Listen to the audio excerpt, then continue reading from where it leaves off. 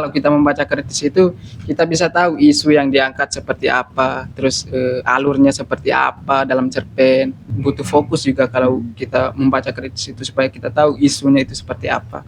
Setelah membaca kritis, apalagi menyimpulkan setiap paragrafnya itu kayak benar-benar rasa sakit dari tokoh-tokoh di dalamnya ini tuh kerasa gitu. Jadi kita kayak ikut kesel, kayak ngerasain banget gitu. Ternyata seluas itu dari satu paragraf dan kalimat itu kita bisa mengaitkannya dengan masa lalu, realitas, juga riset-riset, dan juga bahkan kapan sih cerpen ini dibuat sekritis itu kita membaca di dalam satu paragraf. Tapi kalau di sini kan masyarakat di sini memandang kalau perempuan sudah pulang itu tidak ada tempat bagi dia.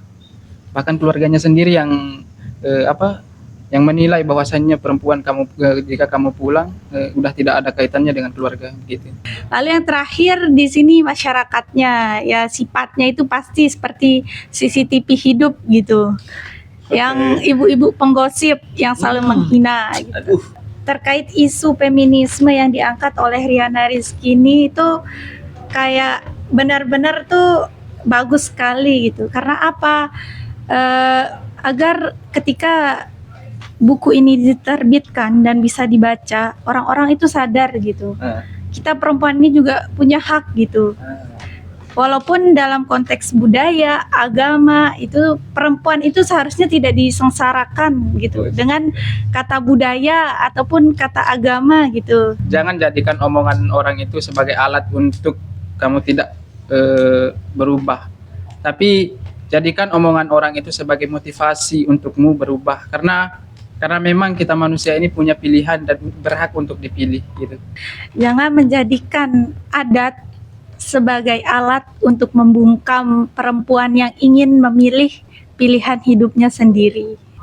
Sulin menanamkan sosok Putri Mandalika di hatinya. Sebanyak apapun gunjingan yang datang, dia tidak akan menyerah. Oke teman-teman, assalamualaikum warahmatullahi wabarakatuh. Waalaikumsalam warahmatullahi wabarakatuh. Yeay, selamat sore semuanya. Jadi welcome again ya ke channel Teman Baca. Kali ini kita ada kegiatan teman ulas bersama teman-teman kita yang spesial, yaitu anak-anak siapa ya? Aduh, saya belum kenal nih. Mari kita kenalan dulu kalau gitu. Dari Bang ini siapa namanya? Boleh kenalan dulu. Nama saya Rofi Halizul Padli. Biasa-biasanya di kampus dipanggil Rofi, kadang Pi, kadang ujungnya aja dipanggil nama saya. Kalau di kampung biasanya Ovi ya. Kalau senyaman saya dipanggil ya Rofi. Saya dari Sumbawa Barat, Kabupaten Sumbawa Barat, Kecamatan Taliwang, tepatnya Desa Sesluto. Di tempat tinggal yang cukup bernuansa dengan alam, yang dimana di setiap pagi hari masih kerasa alamnya dengan perpaduan embun yang masih belum terkena sinar matahari, yang membuat destinasi di desa saya sangat berbeda dengan di Mataram semenjak saya merantau, yang dimana di pagi hari dibangunkan dengan suasana yang dingin, kokokan ayam, dan juga yang tak pernah dilupakan adalah alarm yang spesial, yaitu sosok ibu. Tapi justru sebaliknya di sini di perantauan saya juga ngekos di bagian Gebang, agak dekat dengan Gebang lah, nggak dekat benar sama itu. Yang dibangunkan ya biasanya telat bangun, kadang dibangunkan dengan suara granat, suara senjata. Ya kan di sana dekat dengan ala-ala militer. Jadi kita hidup mandiri di desa orang harus kayak militer. Karena enggak ada pendamping, enggak ada yang siapin buat diri kita. Makanya kita harus mandiri di sini. Kebetulan saya di sini kuliah di Universitas Islam Negeri Mataram, salah satu kampus di Mataram. Saya mengambil prodi pengembangan masyarakat Islam yang sekarang sedang PKL di komunitas Taman Baca. Mungkin itu saja yang bisa saya paparkan sedikit tentang diri pribadi. Oke, thank you Bang Rofi. Boleh kenalan sama kakaknya nih, siapa namanya?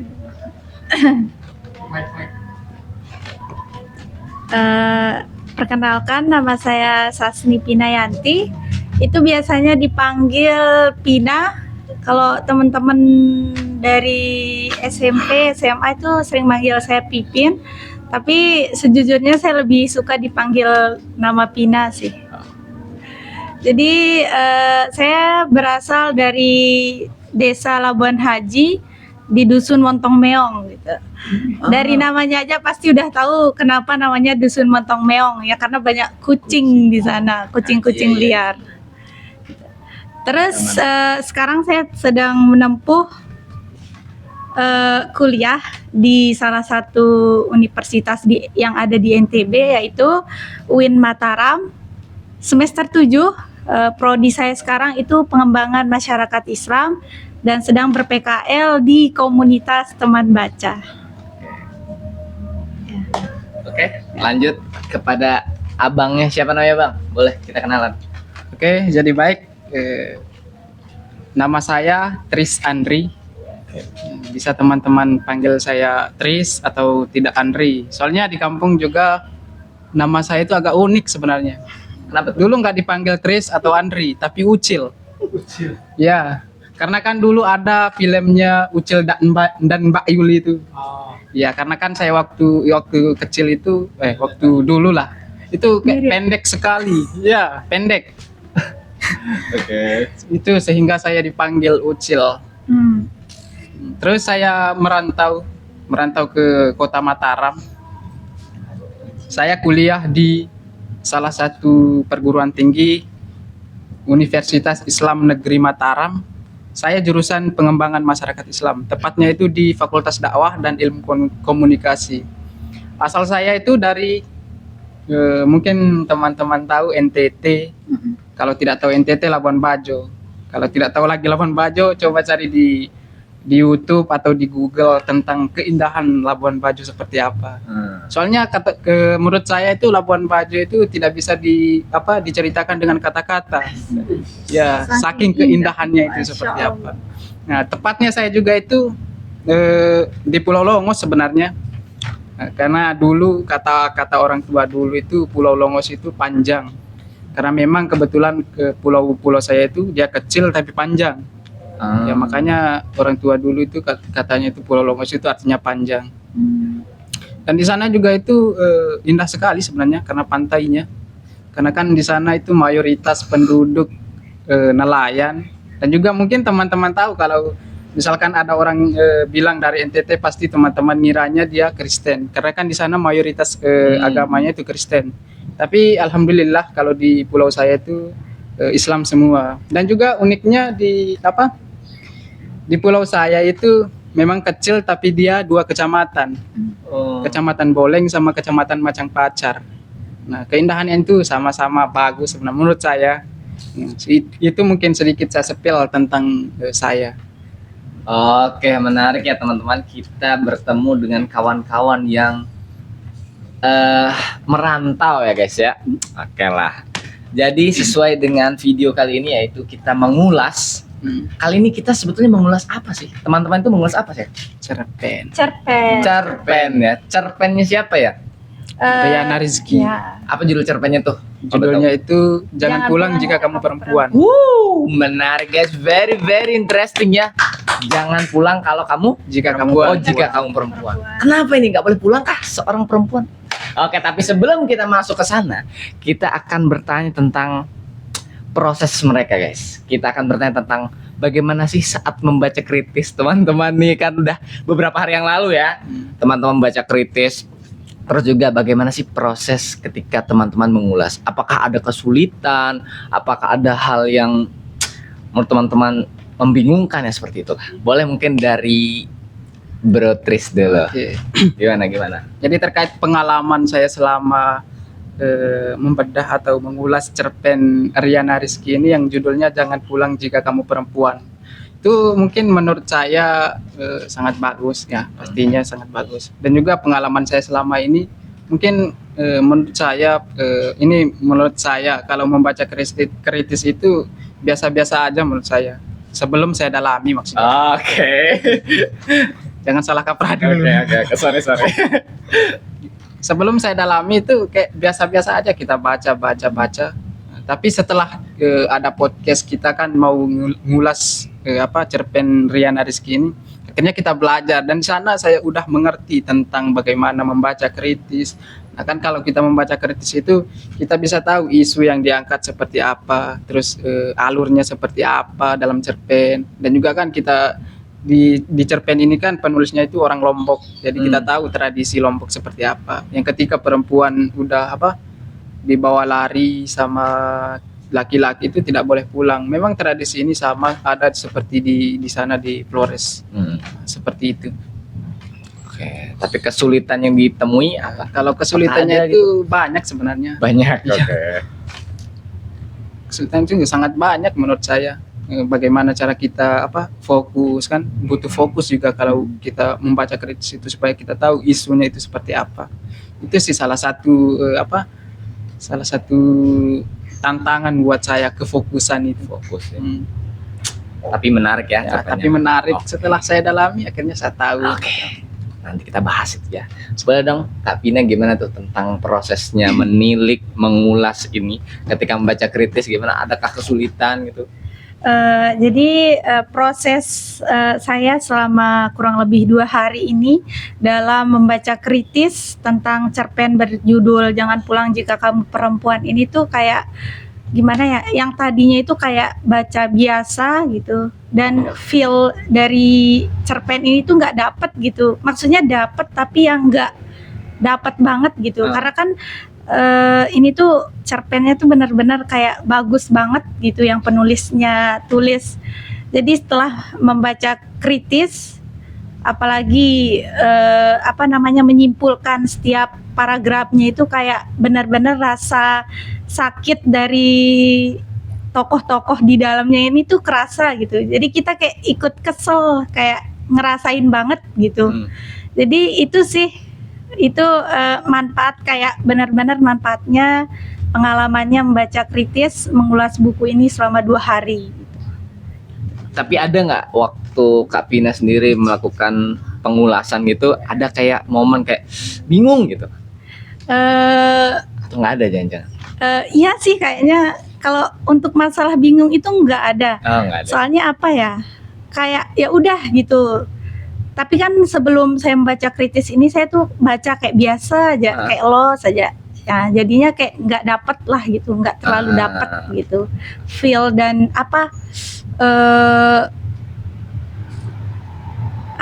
yang dituliskan gitu, kayak apa ya? Maknanya Ya makna gitu yang ingin disampaikan oleh penulis tersebut gitu. I see. Bagaimana dengan Bang Rofi nih? Gimana kesannya ketika mengulas itu, proses-proses yang dilalui, gimana tuh? Oke, terima kasih. Jadi kesan saya selama proses mengulas yang memakan waktu 2 hari, yang dimana di setiap waktunya kita diberikan diberikan argumentasi serta berbicara terus di sana. Sehingga tidak pernah bosan kita berbicara. Jadi saya ketika kesan yang sangat menarik dan sangat wow bagi diri saya. Kenapa saya bilang demikian?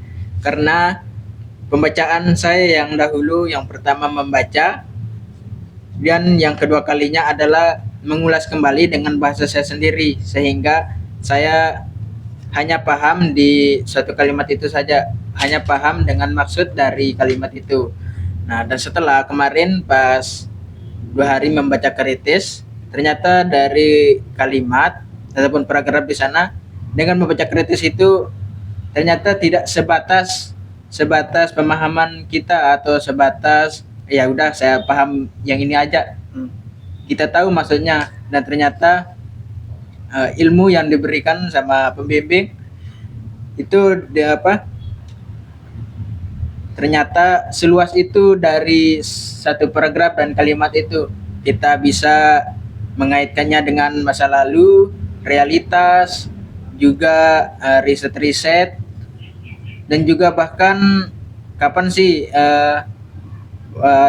cerpen ini dibuat sekritis itu kita membaca di dalam satu paragraf. Itu kesan saya saat proses mengulas kemarin. Oke. Tidak luput dari kesulitan. Ya sama saya meliti, melihat saya berpikir di mana tempat intinya di sana, dari kata kuncinya di sana di paragraf itu. Itu yang membuat saya lebih agak lama untuk mencari kata kuncinya supaya bisa menjadi kata kunci yang pas gitu, yang relevan. Oke. Itu dah. Very interesting again ya guys ya, karena ternyata teman-teman ini sudah membaca dengan kritis dan menemukan banyak hal yang ternyata wow, hal baru istilahnya. Gitulah. Oke. Tapi selanjutnya, karena kata teman-teman ini cerpen ini bagus, cerpen yang sangat aduhai gitu. Mungkin kita perlu sedikit tahu tentang penulisnya kali ya. Boleh dong Abang Tris ceritain tentang penulis itu gimana sih, latar belakangnya gitu. Jadi penulis dari Jangan Pulang Jika Kamu Perempuan ini bukunya. Penulisnya itu Riana Rizky. Oke. Dia lahir di Masbagik, Lombok Timur. Nah, dia ini alumni UGM Fakultas Ilmu Budaya. Dia ini salah satu dari 50 perempuan yang ikut di aksi Mas Puku. Ya. Dia ini salah satu perempuan yang mengikuti mengikuti pekerja seni. Ya. Pekerja seni. Selain itu juga dia adalah pengajar. Selain pengajar, dia relawan pendidikan di NTB. Seperti itu. Ini sedikit tentang penulis Riana Rizky yang berjudul Jangan Pulang Jika Kamu Perempuan. Menarik ya, ternyata yang menulis adalah seorang perempuan. Ya, asli Lombok. Asli Lombok pula. Menurut dirimu, apakah ada keterkaitannya tentang dia menulis buku cerpen itu, tentang isunya juga kan? Jadi ada sebenarnya keterkaitannya antara tulisannya ini dengan kehidupan, bahkan di keluarga saya sendiri. Ya, karena di sini kan tradisinya di sini kan jika perempuan itu sudah sudah dibawa kawin lari oleh laki-laki itu dia tidak boleh pulang. Nah, di sini ada percakapan antara si Sulin, ada tokoh utamanya itu si Sulin namanya. Sama kakaknya Gedarik namanya. Di sana dia bertanya kepada kakaknya, "Kenapa jika Tiang pulang?" Artinya kan kenapa jika saya pulang? Tapi di sini kan masyarakat di sana itu memandang perbuatan si Sulin ini sangat aib, bahkan dia tidak dianggap sama keluarganya sendiri, karena kakaknya ini kan masih memegang teguh tentang tradisi yang melekat sama dia itu, bahwasannya laki-laki itu yang lebih tinggi daripada perempuan. Nah, kaitannya dengan kehidupan sehari-hari saya atau kakak saya sendiri yang mengalami hal demikian. Karena kemarin sempat ada kejadian kakak saya itu dibawa lari oleh laki-laki. Ya, cuman keluarga sendiri yang ngambil ke sana ke tempat di mana kakak saya ini disimpan oleh laki-lakinya itu. Nah, terus bahkan saya sendiri yang ke sana. Terus saya bilang kayak gini sama kakak saya, "Kamu pulang karena kamu udah beberapa hari ini dicari sama ibu sama bapak. Udah 1 minggu kayaknya kamu tidak ada di rumah. Nah, makanya saya pergi ke sana ngambil dia. Tapi kalau di sini kan masyarakat di sini memandang kalau perempuan sudah pulang itu tidak ada tempat bagi dia. Bahkan keluarganya sendiri yang yang menilai bahwasannya perempuan jika kamu pulang udah tidak ada kaitannya dengan keluarga gitu. Itu perspektif masyarakat terhadap tradisi itu yang masih memegang teguh patriarki. tidak ada kesetaraan gender di sana. Oke, ternyata cukup dalam ya bahasannya. Oke lah. Tapi untuk menuju lebih dalam, kita perlu tahu dari segi teksnya sendiri nggak sih teman-teman ya? Kita akan membahas tentang segi intrinsiknya. Boleh dari Kak Pina dulu? Gimana tuh? Oh, dari Abang Raffi ternyata. Oke, silakan. Oke. Dari cerpen yang saya baca yang berjudul Jangan Pulang Jika Kamu Perempuan, di sana saya menangkap sebuah premis, yaitu tentang tentang perlawanan seorang perempuan yang melawan di sana, Oke. yaitu si Sulin di tokoh utamanya itu. Dan juga setelah saya baca, saya ulas lagi, saya menemukan alur di sana. Nah, di sana menggunakan alur maju mundur, yang dimana cerpen di atas itu bergerak maju secara kronologis, maksudnya waktu seolah-olah waktu sekarang, namun diselingi ada kolaborasi di sana, kolaborasi dengan kilas balik, flashback ke masa lalu, yaitu masa lampau, pengingatannya, dan menceritakan masa lampau di sana di cerpen. Sehingga ini penting bagi saya supaya kita mengaitkan apa yang terjadi di masa sekarang bisa menjadi pegangan kita di masa lalu menjadi pegangan buat kita masa sekarang. Ya, kayak memecahkan masalah-masalah bisa kita kaitkan dengan yang masa lalu. Mungkin itu saja dari unsur yang bisa saya sampaikan. Menarik ya, menarik. Mungkin boleh langsung dari Kapina gimana? Baik, untuk unsur intrinsik selanjutnya itu ada penokohan, yang dimana di dalam cerpen dengan judul Jangan Pulang Jika Kamu Perempuan ini itu ada 6. Yang pertama itu Sulin sebagai tokoh utama, yang kedua Putri Mandalika, yang ketiga Gedarik sebagai kakak kandung dari Sulin, yang keempat itu Serimpi sebagai kakak ipar dari Sulin, lalu Rustam sebagai laki-laki yang memulangkan Sulin ini gitu. Lalu yang terakhir ada tetangganya gitu, tetangganya lah. Nah, jadi mulai dari Serimpi ini itu digambarkan adalah sosok perempuan yang kuat gitu, yang berani melawan, yang tidak mudah ditundukkan gitu. Jadi dia tidak mudah goyah, tidak mudah rapuh, maksudnya dengan hinaan-hinaan yang telah diberikan oleh tadi masyarakat-masyarakat di sana, di lingkungannya. Lalu yang kedua Putri Mandalika. Jadi kan ini tuh dikaitkan atau dibandingkan menjadi perbedaan gitu kisah si Sulin dengan Putri Mandalika ini sebagai sosok yang pemberani yang rela berkorban gitu untuk menyelamatkan nyawa-nyawa pangeran yang ingin menikahinya. Lalu yang ketiga Gedarik ini tuh digambarkan adalah seseorang yang egois gitu, yang berpegang teguh terhadap adat budaya gitu. Jadi makanya walaupun adiknya sendiri itu karena dia merasa adiknya ini sudah melanggar adat, ya dia tetap egois gitu, membenci adiknya. Lalu kemudian ada Serimpi gitu. Ini juga digambarkan adalah sosok perempuan yang berani gitu. Ya, salah satu contohnya berani membela adik iparnya si Sulin. Padahal di gambaran sebelumnya sifatnya ini adalah sifat pendiam dan polos gitu. Akan tetapi tidak tahan menerima melihat adik iparnya dihina gitu, dia sampai berani gitu loh ngelawan masyarakat gitu. Lalu kemudian Rustam nih. Dia itu gimana ya? Kayak sosok atau seorang itu sifatnya manipulatif gitu. Dia juga egois maksudku di sini. Karena apa? Dia berbohong gitu tentang kisahnya, nggak ngasih tahu Sulin bagaimana gitu. Lalu yang terakhir di sini masyarakatnya, ya sifatnya itu pasti seperti CCTV hidup gitu. Yang ibu-ibu penggosip yang selalu menghina gitu. Itu sifatnya ya. Oh, itu.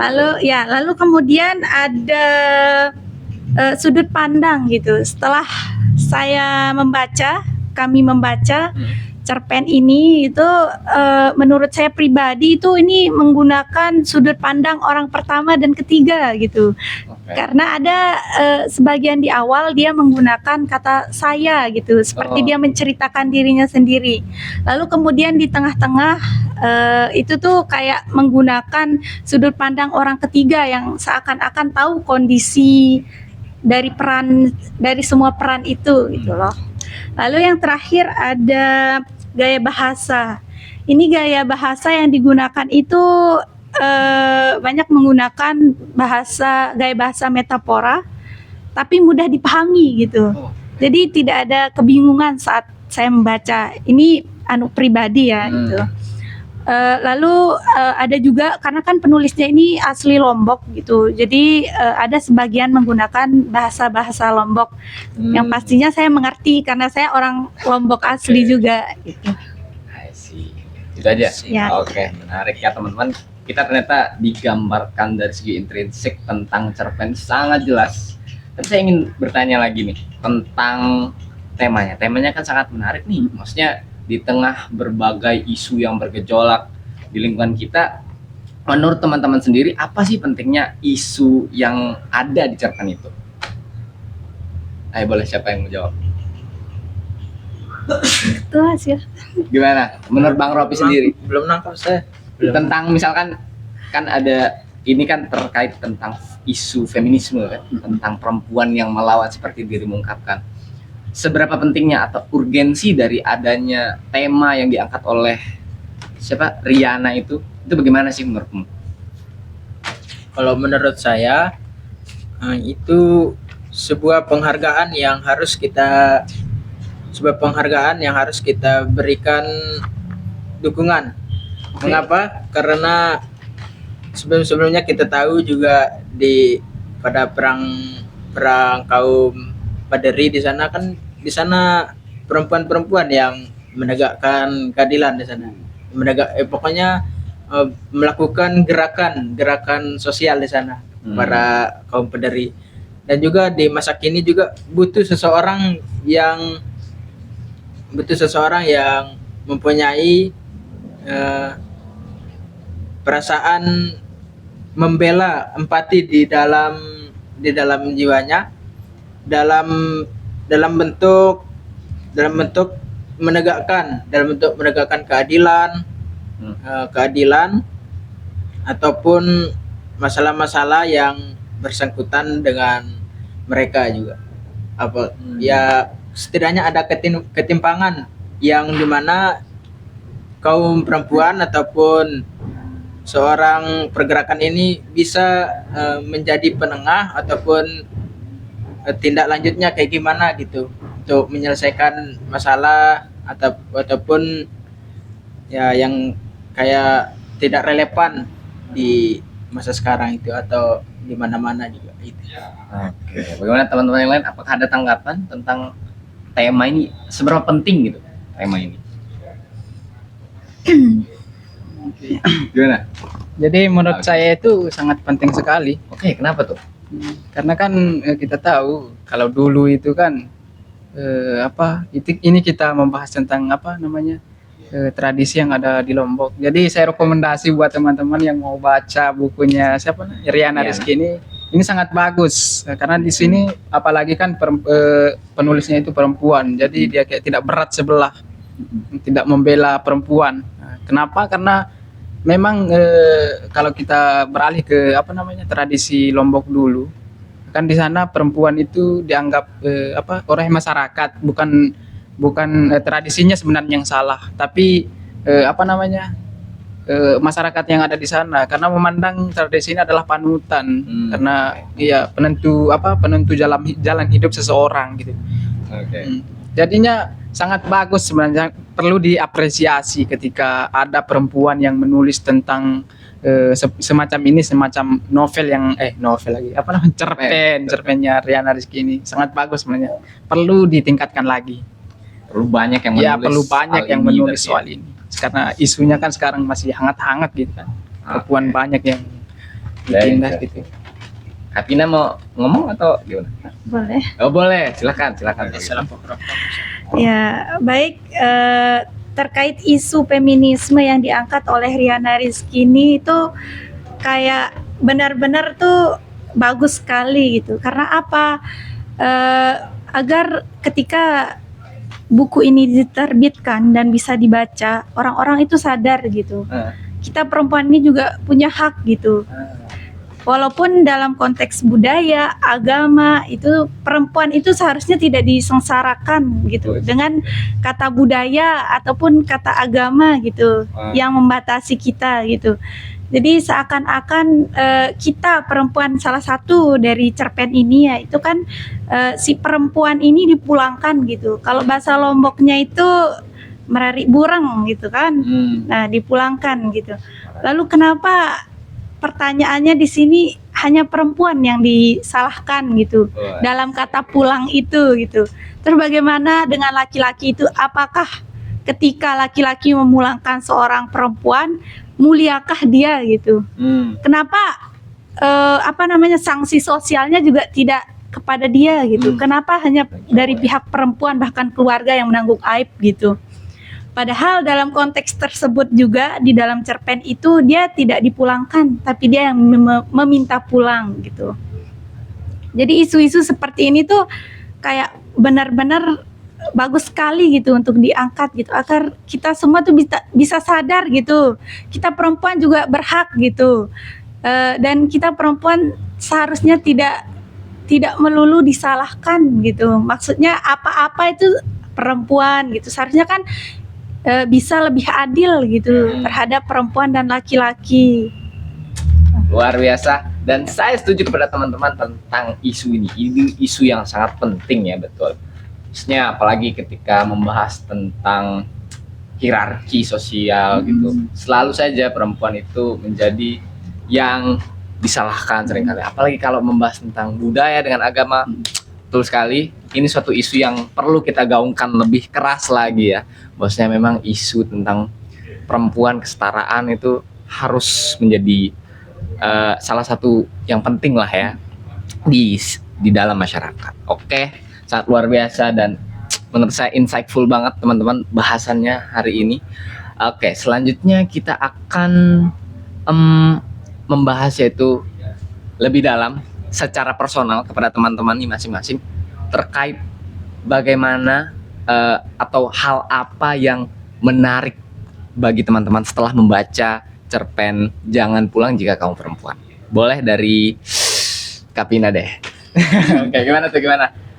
Baik, hal menarik setelah membaca cerpen ini itu ada suatu kalimat di sana yang penulis tulis yang dimana si Sulin ini adalah nasihat dari ibunya yang dia ingat gitu. Jadi bunyinya itu perempuan tidak menyakiti perempuan begitu. Jadi maksudnya di sini kan Sulin ini mungkin sudah tahu konsekuensinya ketika dia dipulangkan gitu akan menjadi aib. Akan tetapi kan si Rustam ini gitu, laki-laki yang memulangkannya ini seperti yang sudah saya katakan tadi, dia adalah seseorang yang sifatnya manipulatif gitu. Dia tidak memberitahukan Sulin bahwasannya dia itu sudah punya istri dan juga anak gitu. Makanya ketimbang si Sulin ini menyakiti istri si Rustam ini, lebih baik walaupun dia sudah tahu konsekuensinya dia yang akan menanggung semua aib itu, dia lebih memilih pulang gitu ketimbang menyakiti sesama perempuannya gitu. Jika kita kaitkan dengan zaman sekarang ya seharusnya memang kita seperti itu gitu.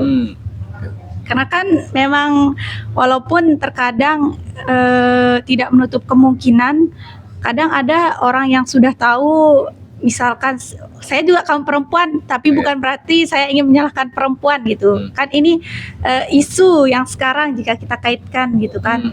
Seharusnya ini juga menjadi pandangan gitu kita terhadap perempuan, bagaimana kita bisa saling mensupport gitu sesama perempuan gitu. Dan ada juga kalimat kedua yang di highlight di sana itu tentang perceraian gitu. Di sana itu ini juga kan kisah ibunya gitu, yang dimana Di sana dituliskan ketika seseorang bercerai itu salahnya perempuan gitu. Seakan-akan perempuan yang tidak becus melayani suaminya gitu. Ketika seorang bercerai berarti istrinya ini tidak dapat memuaskan suami gitu. Itu pandangan masyarakat gitu. Padahal kan itu tidak melulu, sekali lagi perempuan yang disalahkan gitu dalam hal tersebut. Padahal kan dalam pernikahan itu alasan bercerai itu bukan melulu tentang saling memuaskan gitu. Bisa saja kan permasalahan ekonomi dan lain-lain seperti itu. Lalu dibilang juga di sana kita akan kehilangan orang yang memberikan kita nafkah gitu. Jadi seakan-akan kita perempuan ini dipandang tidak berdaya lah tanpa laki-laki begitu. Kita seakan-akan lemah gitu. Kita tidak bisa apa-apa kalau nggak ada laki-laki gitu. Padahal kan di zaman sekarang bisa kita lihat tidak hanya laki-laki saja yang bisa bekerja gitu. Semua yang dilakukan oleh laki-laki bisa kami kerjakan juga seperti itu. Wow, menarik sekali ya. Dari seorang perempuan nih, POV-nya kita dapetin jelek banget. Nah, tapi menurut Kak Pina sendiri, kenapa sih ada istilahnya tendensi di dalam masyarakat orang-orang itu selalu menyalahkan perempuan? Kenapa sih menurut Kak Pina sendiri? Nah, ini tuh pasti akar masalahnya itu karena apa ya? Karena ini masalah ketidaksetaraan ini gitu. Kenapa perempuan itu kayak selalu disalahkan? Karena perempuan ini kan dibatasi gitu. Dibatasi apapun. Jadi maksudnya itu seakan-akan perempuan di bawah, laki-laki di atas gitu. Ya itu karena itulah kenapa kita selalu disalahkan gitu. Karena kesetaraan gender ini yang masih melekat, lalu melahirkan kayak budaya patriarki yang ada di masyarakat seperti itu. Karena kan batasan-batasan tersebut, hak-hak kita sebagai perempuan itu juga yang membatasi adalah lingkungan itu sendiri gitu, masyarakat itu sendiri gitu kan, maksudnya seperti itu. Berarti memang hal yang seperti itu sudah membudaya banget dan banyak orang istilahnya antara sadar atau tidak istilahnya tidak ingin merubah gitu ya. Yeah. Jadi terus menerus. Very interesting again ya, Sid. Bagaimana dengan Mas Tris nih terkait dengan pembacaannya, setelah membaca apa hal yang berkesan kayak wow, kayak gitu, gimana? Jadi setelah saya membaca cerpen Jangan Pulang Jika Kamu Perempuan, seperti yang saya bahas tadi pagi, Barusan. barusan, kan ada di sana dialog antara si Sulin sama kakaknya Gedari gitu kan. Ada dia bilang, pertanyaannya si Sulin ke kakaknya itu, jangan pulang jika kamu kenapa jika Tiang pulang. Itu menurut saya kalau misalkan saya kaitkan dengan masalah sekarang, bahkan itu terjadi di saya sendiri seperti yang saya jelaskan barusan. Kakak saya sendiri yang yang kayak dibawa lari sama laki-laki. Tapi di sana itu budaya di sana itu, orang-orang di sana itu ketika perempuan ini balik ke rumahnya, itu masih ada tempat, masih ada ruang untuk dia untuk bernaung di keluarganya. Tapi seperti yang di cerpen ini itu kayak perempuan itu seakan-akan hidup dan mati, antara hidup dan mati, ngambang, tidak ada tempat dia pulang. Bahkan di cerpen ini diceritakan bahwasanya perempuan ini dianggap sebagai orang hina, aib bahkan dalam keluarganya. Itu pandangan masyarakat yang sebenarnya perlu diubah terkait dengan hal patriarki seperti itu. Karena memandang laki-laki itu ya seperti raja, sedangkan perempuan itu seperti seperti kayak pembantu. Padahal kan sebenarnya itu harus ada kesetaraan gender sebenarnya. Harus sama rata, laki-laki kerja, perempuan juga kerja. Karena tidak semua kegiatan perempuan itu bisa dilakukan oleh laki-laki. Seperti itu. Ini bukan pro terhadap perempuan, tapi memang sebenarnya harus kayak gitu. Idealnya seperti itu. Menarik. Betul juga sih, memang permasalahan yang seperti ini masih terus mengakar istilahnya ya, membudaya. Kalau dari Bang Novi sendiri gimana nih? Dari saya tadi sebenarnya saya tarik dari kesannya si Pina, tokoh utama yaitu si Sulin, yang dimana digunjing oleh masyarakat, oleh tetangga-tetangganya sebagai pemangsa, katanya sebagai pemangsa apa? Laki orang. Indah, pemangsa buat obrolan di tongkrongan. Oh. Ibu-ibu di sana. Gosip, dan gosip. Ya gosip tetangga yang begitu sangat lapar mereka di sana. Oh, oke. Dengan kejadian yang ditimpa oleh si Sulin ini. Nah, dan saya di sana sungguh terkesan dengan kakak iparnya itu si Serimpi. Nah, justru saya terkesan di sana setelah si ceritanya Pina, si Sulin ini digunjingkan oleh tetangganya. Nah, di sana saya berkesan dengan si Serimpi, yang dimana dia mengambil tindakan membela si Sulin ini sebagai adik iparnya untuk tidak memerangi sesama perempuan. Kan ibu-ibu yang bergosip tentang perempuan juga. Si Serimpi melakukan tindakan membela, mengapa sesama perempuan kita harus saling menjatuhkan, saling memerangi di sana. Yang dimana kalimat yang dilontarkan sama Serimpi itu kepada ibu-ibu itu yang digunjingkan, ibu-ibu yang membicarakan Sulin dengan suara yang lantang, keras, tegas di sana. Di sana Sulin juga merasa heran, yang dimana si Serimpi ini dia tahu bahwa dia orangnya lemah lembut, baik hati, pokoknya orang yang baik, nggak pernah ngomong kayak gitu. Nah, di situ tempatnya Sulin merasa heran di sana. Dan juga saya terkesan dengan si Serimpi, yang dimana saya baca, wah ternyata si Serimpi walaupun perempuan memiliki tekad yang sangat teguh di sana, di dalam dirinya. Itu yang membuat saya terkesan dari sosok tokoh ini. Wow, menarik ya, kita mendapatkan POV lain dari Bang Rofi, yaitu ketika ternyata dengan adanya ketidakadilan bisa menciptakan sosok baru, yaitu si Serimpi sendiri ya. Dimana Serimpi yang katanya tadi polos gitu, atau kayak badok ya istilahnya, badok itu kayak pendiam gitu. Ternyata bisa istilahnya mengeluarkan taringnya membela sang adik ipar. Itu sangat menarik, apalagi terkait dengan pergosipan duniawi gitu kan. Masih sangat banyak kita temui hal-hal seperti itu. Padahal menurut saya pribadi itu rasanya kurang baik untuk dilakukannya. Tapi itu sebuah budaya yang ada di Indonesia guys ya.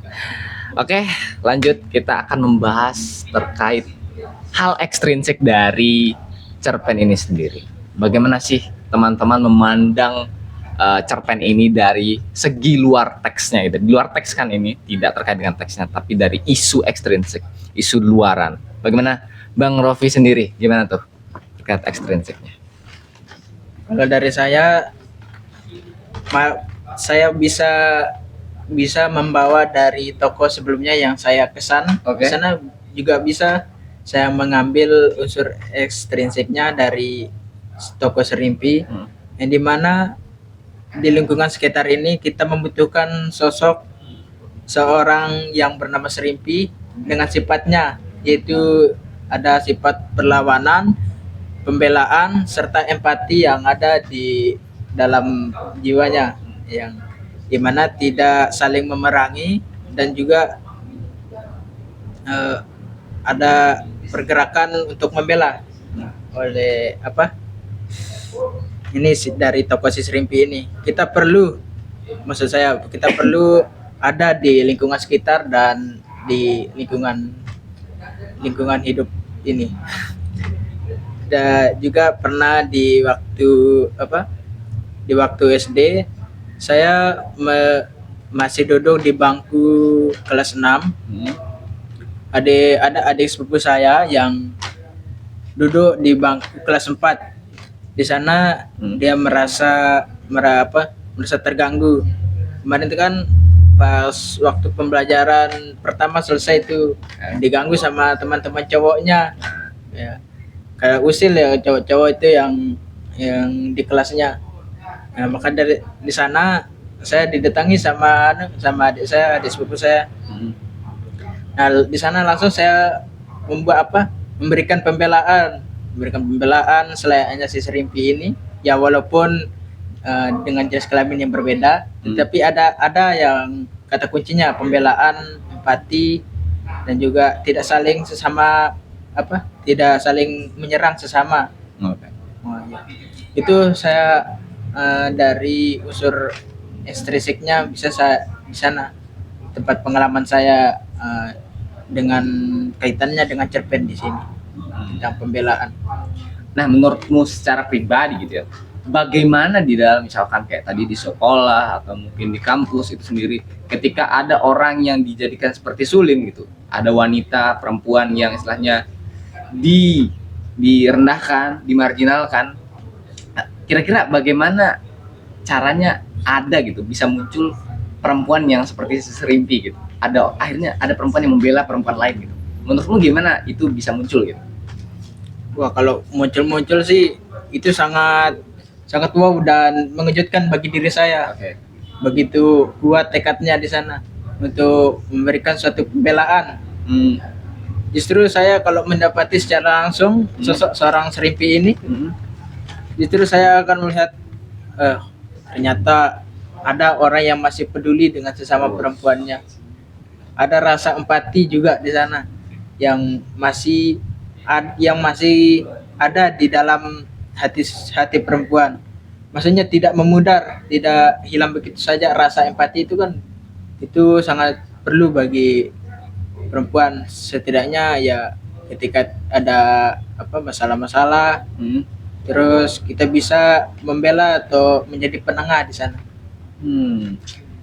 Itu sangat berapresiasi, sangat menjunjung tinggi ketika ada sosok Serimpi misalnya di kampus yang sedang Membela gitu. yang membela. Tapi menurut sendiri itu masih udah jarang gitu. Udah jarang gitu ya. Udah jarang. Kenapa? Karena kalau di luar kayak di kota misalnya atau di perantauan ini saya merasa kayaknya akan sedikit kurang, karena perlu kita ketahui kalau di kota itu ya lolo gue katanya. Itu yang masih harus dipelajari lagi. Kita cari tahu apa sih penyebabnya yang ketika di kota itu bisa lolo gue gitu. Empatinya berkurang Ya. gitu. Yang beda jauh dengan di kampung kan ini ceritanya di kampung kan si Serimpi Sulin kan. Makanya pembelaannya sangat besar pembelaannya. Nah, nggak tahu kalau dalam konteks di luar kampung atau di kota itu yang mungkin empatinya sangat kurang atau memudar gitu. Ya, mungkin menurut pandangan saya, mungkin orang yang di kota itu adalah orang yang urban, yang datang dari Desa. kampung lain, ya dari pokok di penjuru arah orang datang ke kota, udah saya kenal, ya udah nggak apa-apa saya bantu gitu kan. Nah, mungkin pandangan mereka gitu, sehingga rasa empati yang begitu kurang di kota. Menarik ya pandangan dari Bang Rofi sendiri terkait bagaimana adanya kepedulian asik di tengah-tengah kota. Tapi ini sebuah pesan kepada teman-teman ya, entah itu perempuan ataupun laki-laki, ketika ada ketidakadilan kita bela orang-orang yang mendapatkan ketidakadilan tersebut. Mantap ya, dari segi ekstrinsiknya kece. Gimana dengan Bang Tris nih, gimana tuh dari segi ekstrinsik cerpen ini? Gimana? Jadi dari segi ekstrinsiknya itu lagi-lagi saya mengangkat tentang perlawanan seorang Serimpi. Oke. Iya, karena memang itu kayak relevansi dengan kejadian saya waktu kecil. Itu kan, ya, karena kan dulu ada adik sepupu saya. Oke. Sedikit saya sepil namanya Arianto. Cowok berarti? Iya, cowok. Nah, dan ketika itu dia sedang main kelereng. Oke. Ya. Nah, ada salah satu anak seusia dia yang memukuli dia. Nah, akhirnya di sana dia ngelapor lah ke saya, karena kan sebagai kakak lah harus membela sang adik gitu. Akhirnya saya datang ke sana, saya tanya kepada masalahnya kenapa sehingga berkelahi ya. Tapi tiba-tiba si anak yang mukul adik sepupu saya ini tiba-tiba dia nangis, tidak ada dipukul bahkan tidak apa-apa, dia nangis. Nah akhirnya datang kakaknya langsung dia pukul saya. Oke. Nggak mungkin dong saya tidak membela diri. Oke. Selain membela adik sepupu saya harus membela diri dong. Iya. Ya, akhirnya kita berkelahi di sana. berkelahi sampai ada bapak-bapak itu yang pisahin kita. Akhirnya ya walaupun sempat nangis tapi tetap sih kayak ada membekas gitu kan. Tapi setidaknya kan ada perlawanan lah dari saya meskipun sedikit babak belur begitu, dan juga saya bisa mengatasi masalah adik saya gitu, sepupu saya. Itu relevansinya dari sisi Rimpi ini. Kisah dari sisi Rimpi ini harus ada perlawanan bukan hanya terhadap perempuan tapi laki-laki pun harus ada perlawanan gitu. Harus membantu, saling membantu. Karena kan kita manusia ini kan makhluk yang sosial, tidak bisa hidup tanpa orang lain. Mungkin seperti itu. Menarik, keren banget itu terkait dengan bagaimana kita membela keadilan ya. Tapi menurutmu sendiri kan seperti tadi Bang Rofi bilang, kalau di kota itu adanya penurunan istilahnya, penurunan moralitas, enggak juga, maksudnya penurunan empati lagi. Tapi menurutmu sendiri itu bagaimana sih kita sebagai misalkan mahasiswa nih yang merantau gitu kan, untuk menjaga rasa kita peduli kepada orang atau rasa moral kita untuk tetap tinggi tuh bagaimana menurutmu? Itu sebenarnya sangat bagus. Untuk menjaga kepedulian terhadap sesama. Ya, bagaimana tuh caranya gitu? Ya. Tapi ini sedikit saya cerita lagi ya. Oke, gimana tuh? Jadi ada salah satu teman ngekos ini. Itu kalau dia kayak gimana? Kalau dia punya uang itu kayak dia tidak pernah datang ke kos. Oke. Serius. Oke. Ini tidak boleh saya sepil namanya. Wah, jangan. Enggak usah. Saya juga boleh kayak. Jangan. Itu kayak gimana? Kayak tidak ada pedulinya sama sesama teman. Oke. Ya ketika dia punya uang, dia keluar, bahkan tidak sampai berbulan-bulan, berminggu-minggu dia keluar. Tapi ketika dia sudah kayak habis uangnya, sudah tidak bisa apa-apa, itu baru dia datang ke kos cari kita. Itu yang membuat saya kayak risih sekali sama orang kayak gini itu. Ini sebenarnya harus di blacklist dari muka bumi. Di blacklist. Ya. Karena kayak gimana, sakit hati sebenarnya. Karena dulu sempat juga kemarin, karena ini mungkin sedikit curhat gitu. Oke, curhat gak apa-apa. Kemarin ini masih sama teman yang sama. Cuman kemarin saya nggak punya uang gitu kan. Udah lapar kayak orang mau mati gitu. Udah pokoknya lapar tahu lah, orang lapar pasti gemetar kan badannya. Nah terus pada saat itu memang si teman ini dia punya uang. Sebelum itu kan dia punya uang. Ada berapa kayaknya uang itu? Kayaknya 100 lebih. Terus saya tanya, dia datang lah ke kos. Saya tanya, ada nggak uangmu? Saya mau pinjam 5.000. Terus dia bilang nggak ada uang sama sekali.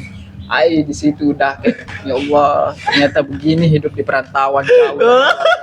Nggak ada sama sekali kayak mengertinya terhadap teman. Kalau kan menurut saya itu kalau sesama teman itu harus saling membantu. Apalagi kita hidup di perantauan gitu kan.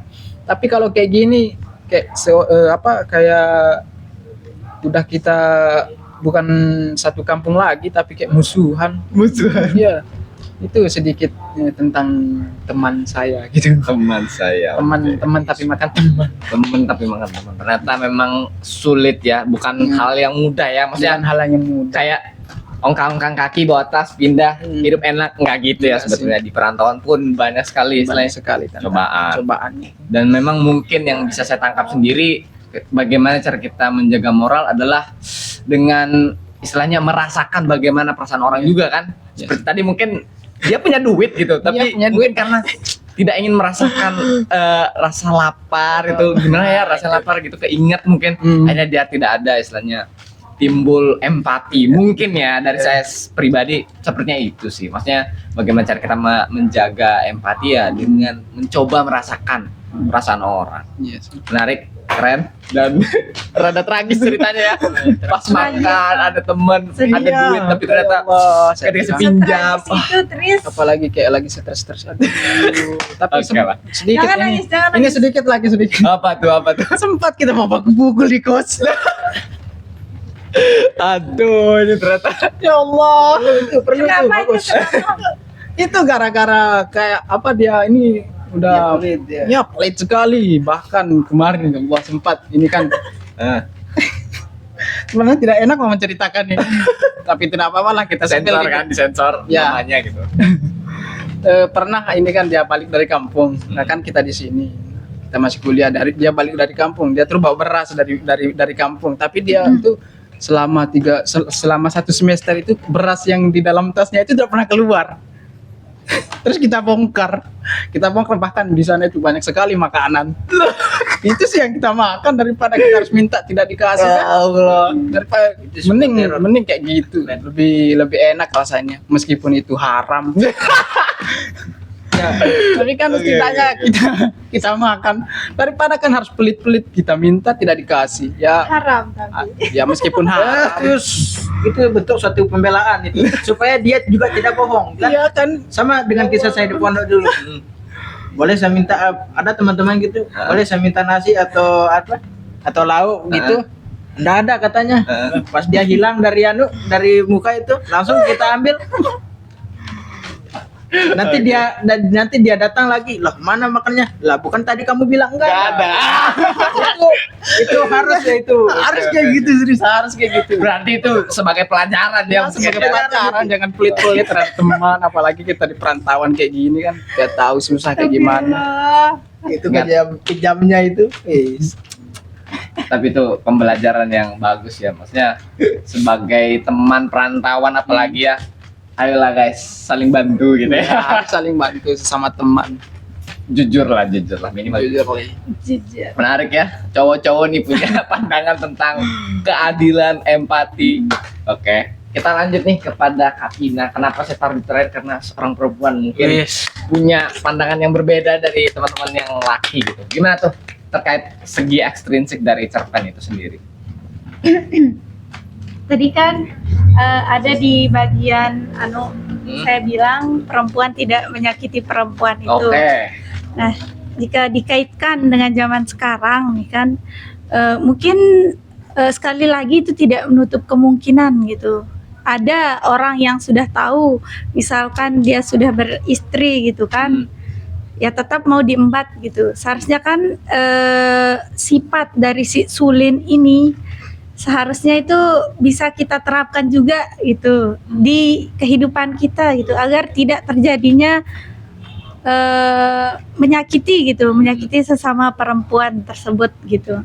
Dan apa ya, banyak sekali dalam bukan hanya konteks pernikahan saja gitu, orang-orang bisa menyakiti sama perempuannya gitu. Terkadang salah satu contohnya itu bisa kita lihat, misalkan kalau ada laki-lakinya nih gitu, dia pamer di sosmed laki-lakinya lebih ganteng, ceweknya lebih di bawah pacarnya lah gitu. Itu kan yang ngehujat itu sesama perempuannya gitu. Nah, ngerti kan gitu. Dimana saling support kita loh sesama perempuan itu gitu. Dimana kita mau menjadikan kayak apa ya? Kayak itu sudah maksudku kan. Terkadang juga perempuan itu ada yang sempat viral kemarin ini tentang seorang perempuan yang dimana itu kayak bikin ada in my life, tapi kadang suaminya nggak ngasih dia uang harian buat belanja gitu. Nah itu banyak sekali kontranya gitu. Banyak yang komen, bahkan nge-stitch video itu bilang jangan karena video kamu ini kita dipandang rendah oleh laki-laki gitu kan. Disuruh stop dia bikin kayak gitu seakan-akan kita ini rendah sebagai perempuan. Jangan jadikan nantinya laki-laki memandang kita serendah itu gitu. Jadi banyak sekali tentang kalau dikaitkan dengan zaman-zaman sekarang, apalagi tentang perceraian tadi gitu kan. Sudah saya jelaskan sebenarnya juga tadi sedikit saya jelaskan bagaimana kita tidak boleh memandang remeh perempuan begitu maksudku. tapi ya sulit, namanya juga sudah Membudaya. udah kayak apa namanya nih, Darah mendarah daging banget gitu. Tapi kan karena maksudku begini, banyak buku-buku yang sudah ditulis diangkat oleh perempuan, tidak hanya perempuan, bahkan mungkin ada laki-laki penulisnya gitu. Bagaimana kita ini berpendidikan gitu, orang-orang berpendidikan ya seharusnya kan walaupun tidak bisa diubah nantinya dengan pendidikan, dengan buku-buku yang sudah kita baca itu, bagaimana kita bisa menyalurkan gitu ilmu-ilmu tentang kesetaraan gender ini terhadap masyarakat gitu. Kita memberikan pandangan untuk tidak untuk tidak melihat misalkan laki-laki itu lebih tinggi ketimbang perempuan begitu. Itu sih. Oh itu ya, menarik. Bagaimana pandangan seorang perempuan guys terkait kesetaraan dan apalagi di dunia sosial media yang sangat beragam isunya, banyak sekali. Isu A, B, C, D terkait perempuan pun banyak, dan bahkan yang seperti Kapina bilang, saling menghina antar perempuan tuh masih kerap terjadi, marak sekali terjadi sampai sekarang. Tapi ada hal yang saya notice gitu, saya perihal tadi kesetaraan, bagaimana lewat video itu ternyata bisa memunculkan stigma atau istilahnya pandangan baru tentang perempuan itu bisa direndahkan gitu kan, tadi katanya itu. Nah dari Kapina sendiri nih, pesan untuk seorang perempuan itu bagaimana sih agar ia punya istilahnya pride atau istilahnya punya tingkatannya istilahnya sama gitu. Bagaimana seorang perempuan itu memposisikan dirinya gitu agar tidak dipandang rendah gitu, gimana? Jadi menurut saya gitu, agar laki-laki atau orang-orang lah, tidak hanya laki-laki, mungkin masyarakat tidak memandang rendah kita itu dengan bagaimana cara kita membela diri sendiri gitu. Maksudnya ya dengan cara kita berpendidikan, maksudku begitu kan. Karena kalau kita tidak, ya bukan mungkin tidak semata-mata tentang pendidikan gitu. Maksudkan ini khusus dari aku, pandangan dari aku kan. Ya kalau kita berpendidikan, kita bisa membela diri kita gitu kan. Kita bisa memberikan gambaran gitulah. Itulah pentingnya, saya selalu ingat kata orang tua saya gitu. Kamu sekolah aja yang tinggi supaya bisa ngomong. Maksudnya bisa ngomong gitu ya bukan berarti kita mau kurang ajar gitu kan. Terkadang kan orang-orang di sana itu dia hanya tahu adat budayanya saja gitu, tanpa tahu hukum, misal hukum negara kayak gimana tentang perempuan begini-begini kan gitu. Jadinya kita sebagai perempuan juga dari awal kita sudah dipandang rendah, jangan lagi mau merendahkan diri gitu. Itu kuncinya gitu. Kalau ada orang yang ingin membungkam kita gitu, mungkin tidak mudah untuk kita bersuara gitu. Tapi tidak apa-apa, cobalah terus-menerus gitu. Apalagi tentang tadi itu, seharusnya kita tuh lebih kayak meningkatkan value kita gitu, maksudnya. Jangan lagi lebih merendahkan diri kita agar kita tidak dipandang rendah. Bagaimana kita mau menaikkan maksudnya kayak dipandang sama gitu. Sedangkan kita sendiri sebagai perempuan yang menjatuhkan diri. Oke, I see. Betul, dan saya setuju banget bagaimana seorang perempuan istilahnya bisa menyamaratakannya gitu ya, dengan cara adalah berpendidikan. Dan kunci dari berpendidikan adalah sering ikro atau membaca guys. Terserah, bisa baca buku, bisa baca jurnal, artikel, kan banyak. Istilahnya kita mendapatkan ilmu itu dari berbagai macam cara. Menarik teman-teman, dari segi ekstrinsik ya, saya mendapat banyak insight, banyak curhatan ya kan. Tapi gak apa-apa, itu kan pelajaran hidup juga gitu ya. Pelajaran hidup. Sebagai teman itu bagaimana gitu, menunjukkan empati itu bagaimana. Oke, ternyata padahal diskusinya seru banget tentang perempuan yang akan selalu, menurut saya pribadi ini akan selalu ada ke depannya ketika kita pun jadi orang tua. Mungkin ya ketika masih hidup gitu ya masih ada seperti ini, perdebatan seperti ini. Sebelum kita ke sesi yang lebih seru lain gitu ya, saya akan bertanya kepada teman-teman tentang kesimpulan dari cerpen ini? Apa benang merah yang teman-teman temukan? Apa tuh kesimpulan yang bisa teman-teman sampaikan kepada teman-teman yang lain? Dari Kapina sendiri gimana tuh kesimpulan dari cerpen ini? Tentang perempuan.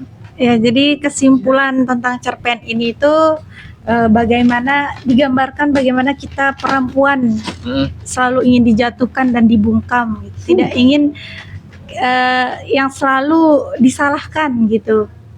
Tapi apa ya, kesimpulannya itu karena keberanian si Sulin dari tokoh utama ini, bagaimana kita bisa belajar cara membela diri gitu, membela diri kita agar tidak direndahkan, walaupun dalam konteks budaya, adat istiadat maupun keluarga gitu. Keren. Gimana Abang Chris, coba kesimpulan dari cerpen ini gimana? Nah, jadi kesimpulan dari cerpen ini menurut saya itu jangan memandang perempuan itu sebagai aib keluarga, tapi ketika dia pulang setelah dibawa lari itu rangkulah mereka, karena mereka butuh tempat yang nyaman buat mereka menangis ataupun mereka bernaung seperti itu. Jadi jadikan perempuan itu sebagai ratu. Nah, Jangan jadikan perempuan itu sebagai budak, karena perempuan itu adalah pabrik generasi yang akan datang. wah, asik, mantap, keren. Kita dianggap kami. Gimana? Ya, Bang Ropi sendiri tentang ya, kalau kesimpulan. dari saya, dari kesimpulan cerpen yang tidak luput dari sosok tokoh yang saya kesan, bisa saya tarik kesimpulan di sana.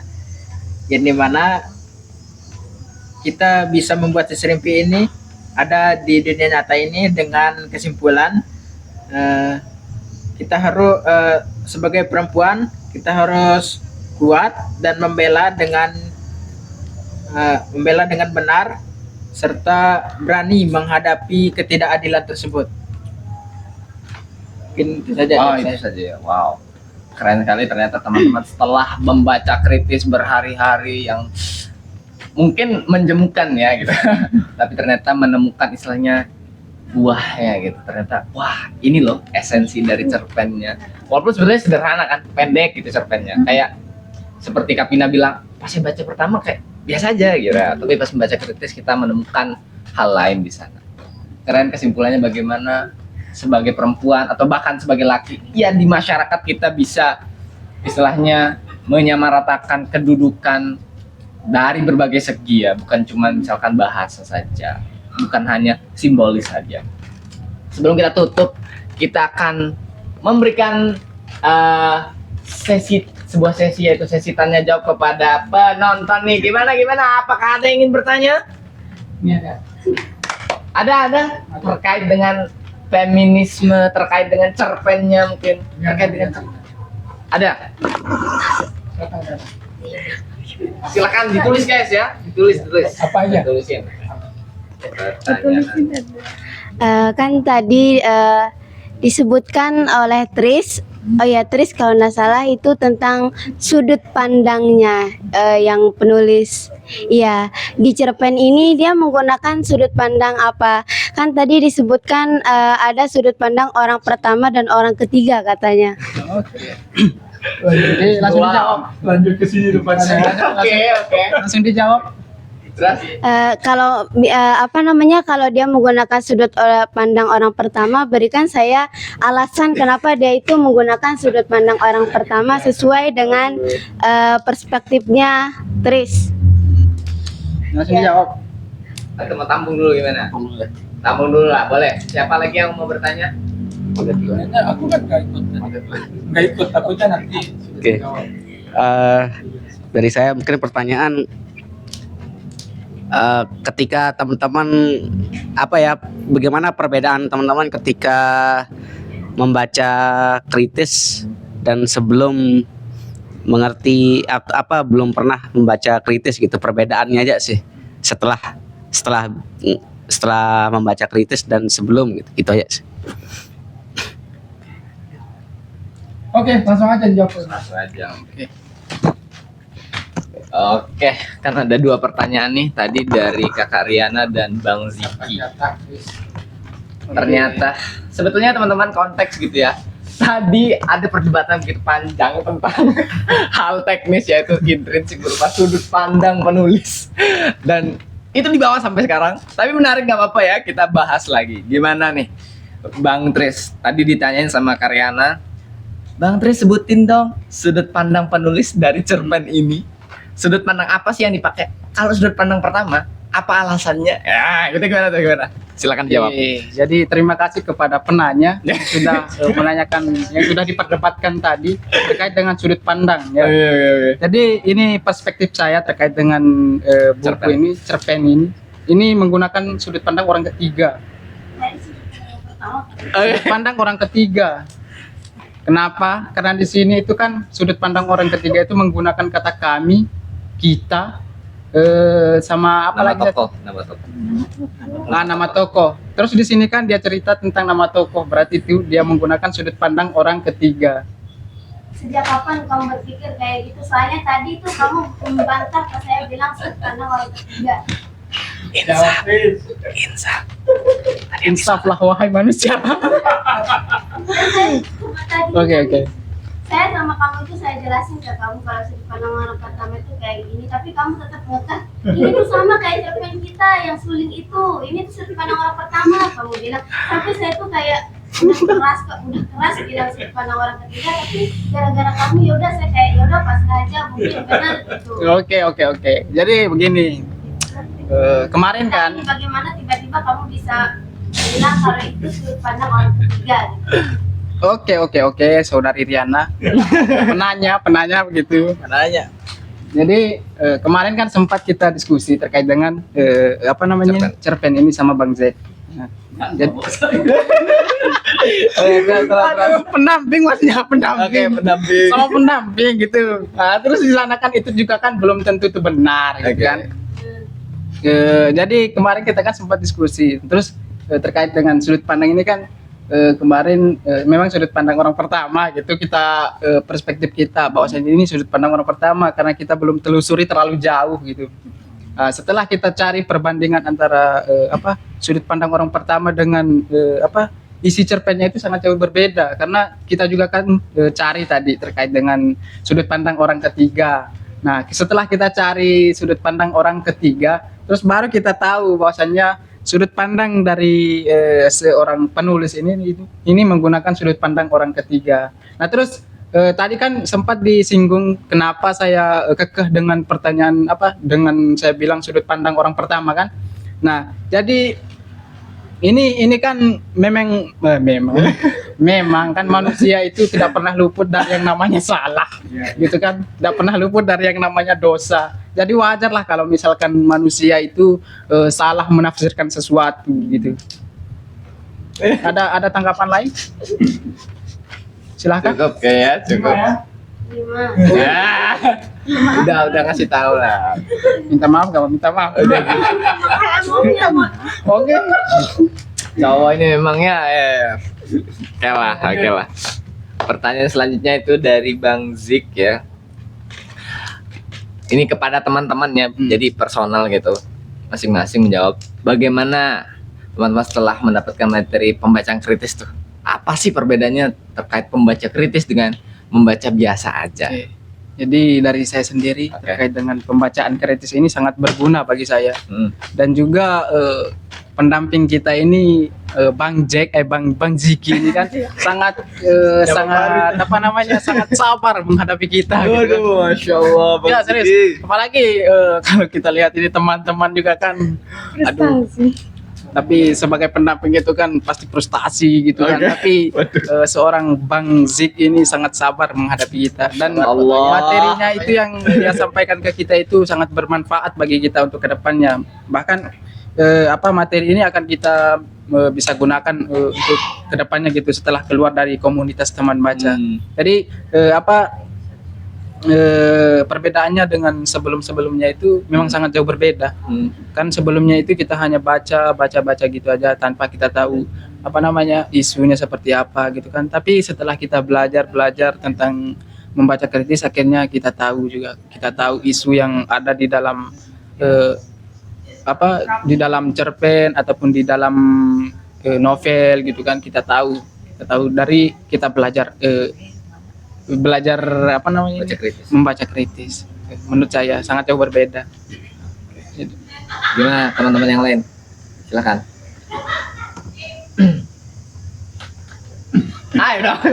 Ya, nah kalau dari saya di sana ada ada perubahan yang sangat drastis, yang dimana yang sudah saya paparkan sebelumnya, yang saya hanya membaca dengan bahasa saya sendiri. Ketika saya membaca kritis, perubahan yang ada, yang pertama bisa menggali informasi, bisa mengaitkan dengan isu-isu yang ada di sekitar kita, juga bisa mengaitkan dengan hubungan-hubungan di masa lampau. Itu ya perubahan yang saya dapat dari sana.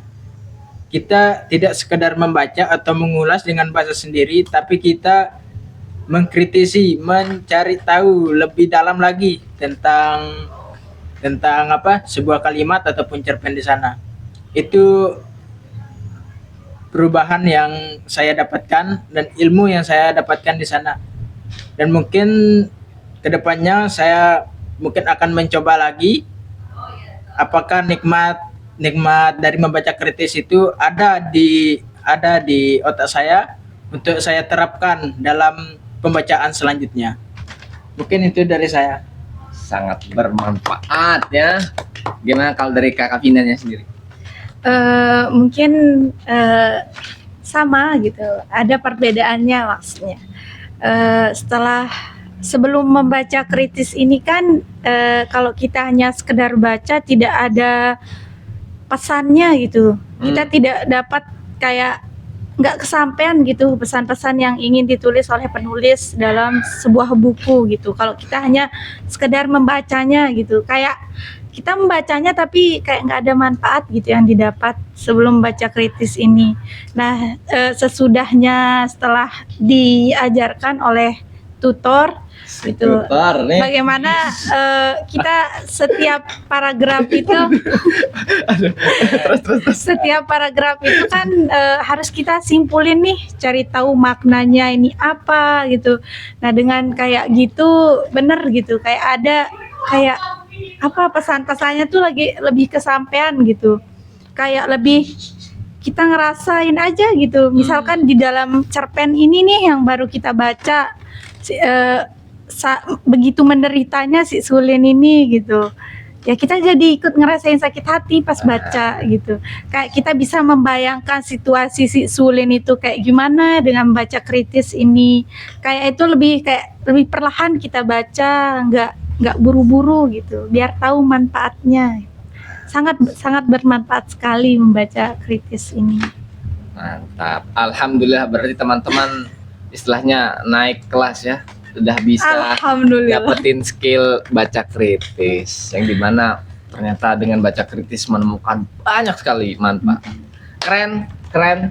Sebelum kita tutup, saya ingin bertanya kepada teman-teman tentang closing statement nih. Gimana? Dari Bang Tris gimana? Oke. Di closing statement dari saya itu ada salah satu kata-kata. Nah, jadi jangan jadikan omongan orang itu sebagai alat untuk kamu tidak berubah. Tapi jadikan omongan orang itu sebagai motivasi untukmu berubah. Karena memang kita manusia ini punya pilihan dan berhak untuk dipilih gitu. Asing, ngeri bangku. Mantap. Gimana kalau Kak Vina?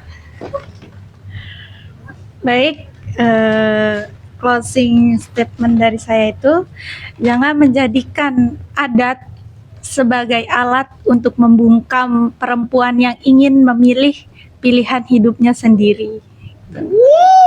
Man, so deep ya. Culture banget nih. Gimana?